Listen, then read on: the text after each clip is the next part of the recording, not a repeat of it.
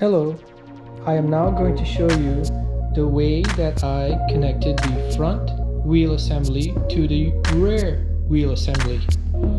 I first drilled 2 holes in the front wheel assembly.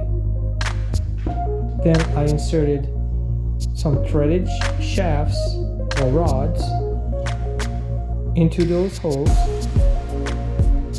Then I secured them in place with nuts.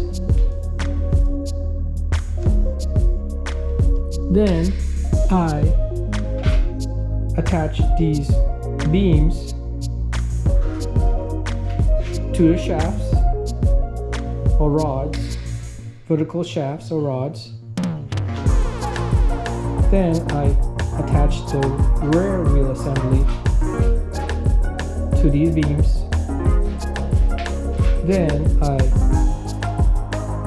installed some extra rods or cross beams that would help to prevent any twisting of the frame.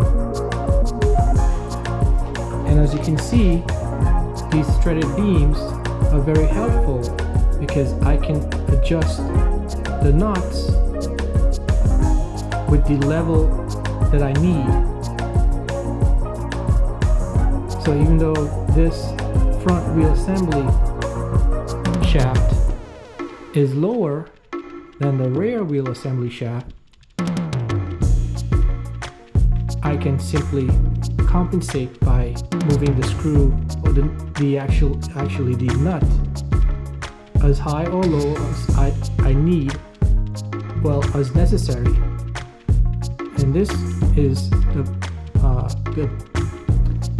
benefit of using threaded rods as the vertical shafts, so I can attach platforms at any level that's necessary.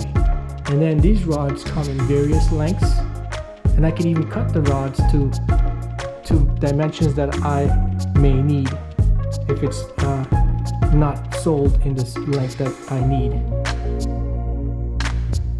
And the reason I put the caster wheels in this configuration is because it's easier for turning. The farther out the caster wheels, the harder turning would be. The base would be able to move forward if the wheels were out, but in turning scenarios that would cause a slight increase in the difficulty for turning. So I put the rear caster wheels closer, so this helps to make turns easier. And I have 2 caster wheels because I am planning on mounting a robotic arm at the top, so I want to have as much balance as possible.